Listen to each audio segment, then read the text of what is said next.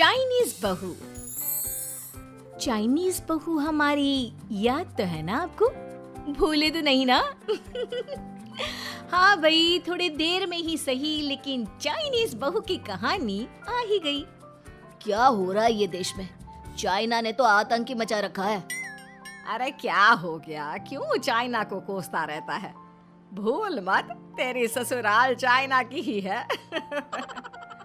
हाँ माँ, पर ये देखना, लड़ाई झगड़े, ये बीमारी, ऊपर से ये देश कितना चालाक है, अंदर न जाने क्या क्या करता रहता है। तभी अंदर से बहू की चिल्लाने की आवाज आती है। अरे क्या हो गया बहू, क्यों चिल्ला रही है? माँ जी, ये देखिए, ये रूस ने यूक्रेन की हालत क्या कर दी है। ऊपर से चाइना में दोबारा लॉकडाउन लग गया है। माँ जी, अब क्या किया जाए?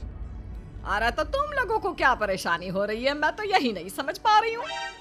वो क्या है ना माँ, हम लोग चाइना जाने की सोच रहे थे, सांगसू के भाई की शादी है। तो क्या? अरे कौन सा उन लोगों के यहाँ भाई घोड़ी चढ़ता है जो बहन काजल लगाकर नेक लगी। माँ जी, उसकी आंखें बहुत छोटी छोटी है, उसमें या तो पुतली रह सकती है या काजल। साले की पुतली निकाल कर काजल लगा दो, अंधा कहीं का। क्या क्या बोले तुम मेरे भाई के बारे में? अरे नहीं नहीं बहू, वो तो बोल रहा था कि तुझे नेग मिल जाएगा। हैं, बहन है ना तू उसकी। नहीं नहीं माँ जी, मैं सब समझती, ये मेरे भाई का मजाक बनाते रहते। कितना सीधा है मेरा भाई, बिल्कुल छिपकली जैसा। नहीं नहीं बहू, सीधा गाय जैसा होता है।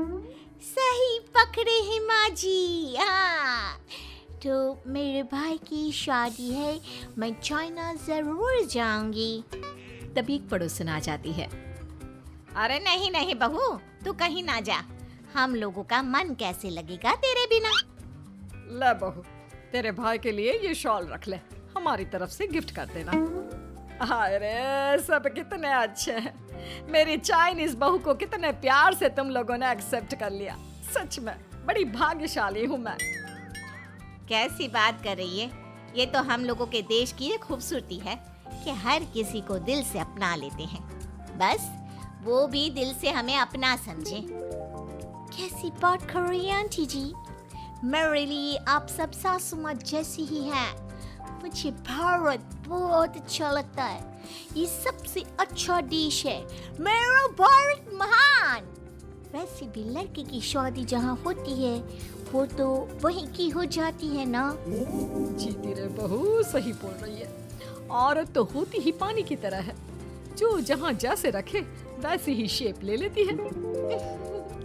आंटी जी, ये थोड़ा सा ज्यादा हो गया, समझ नहीं आया।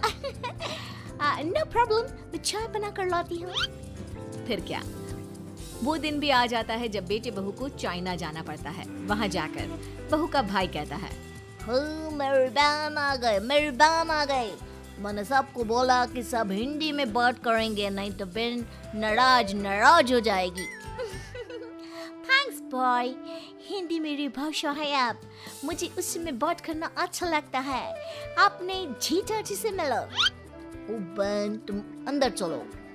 सभी बहू को अंदर लेकर चले जाते हैं, लेकिन सांगसू का पति, वो तो बेचारा चाइना के ससुराल के आंगन में अकेला खड़ा रहता है। काफी देर तक जब कोई उसे नहीं पूछता तो वो माँ को घर पर फोन करता है। हाँ बेटा, पहुँच गए ना कुशल मंगल? हाँ माँ, लेकिन सांगसू पता नहीं कहाँ है, वो तो अंदर गई है तब से बाहर आई ही नहीं। अरे कैसी बात कर रहा है, तो तू अंदर चला जा, तू बाहर क्यों है? अरे दामाद है तू वहाँ का, उन लोगों ने तुझे बिठाया, चाय पानी कुछ नहीं पूछा? नहीं ना माँ। तभी सामने से सांगसू आती है। क्यों आप अभी तक तैयार नहीं हुए? और ये बैग लेकर क्यों कमरे से बाहर आए? इसे वहीं रख देते।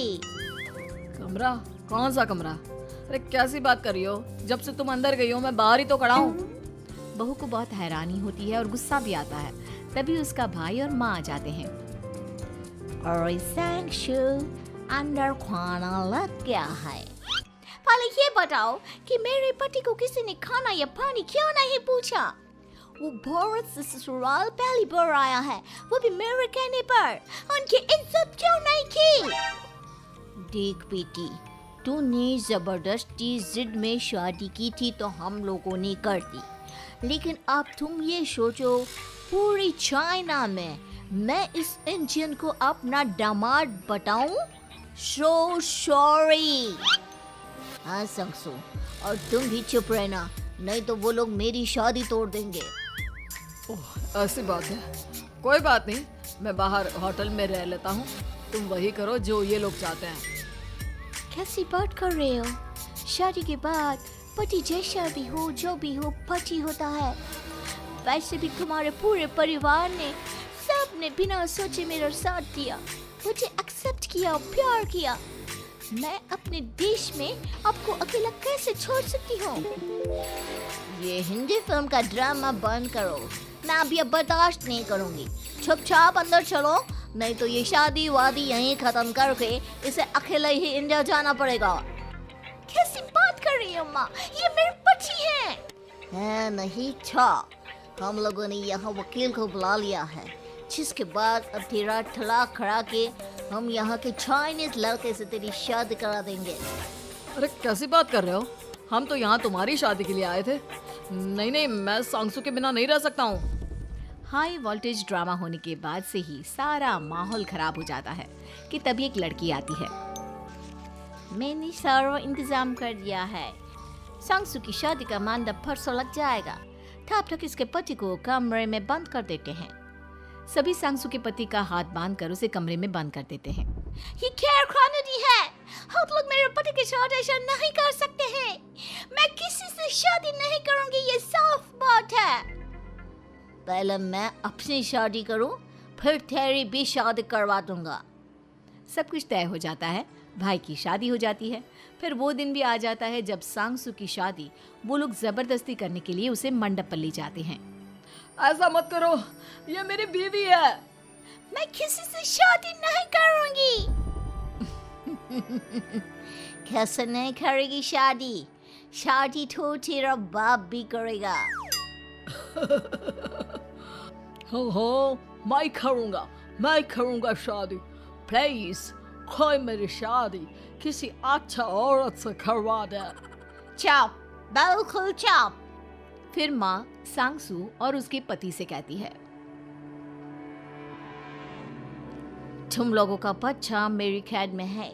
अगर तुम लोगों ने कोई भी होशियारी की तो मैं इस बच्चे को मार दूंगी। दोनों माँ का रूप देखकर हैरान हो जाते हैं। बच्चे की खातिर दोनों शांत हो जाते हैं और शादी की रस्में शुरू हो जाती है कि तभी सांगसू की सास पुलिस के साथ आ जाती है। माँ, सरसू माँ आ गई, मेरी माँ आ गई। माँ प्लीज हम लोगों को बचाकर वापस ले चलो। पुलिस सभी को गिरफ्तार कर लेती है।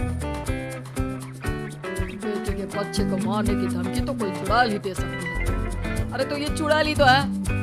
ये सही बोल रहे हैं, ये औरत किसी चुड़ैल से कम नहीं है। तभी उन लोगों का बच्चा भी आकर सांगसू के गले लग जाता है।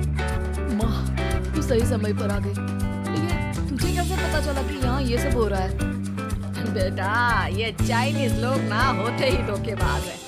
इन लोगों पर मुझे भरोसा नहीं था, इसलिए मैंने तेरे फोन को हमेशा के लिए मेरे फोन से अटैच कर दिया था, जिससे तेरे आसपास होने वाली सारी बात मैं सुनती रहूं। उस दिन भी मेरी तेरी बात हो रही थी तो तेरा फोन ऑन था, मैं सब समझ गई थी। मुझे माफ कर दो। नहीं, बिल्कुल नहीं। चलिए माँ जी, इंडिया वापस चलते हैं। आज के बाद मैं यहाँ कभी नहीं आऊंगी।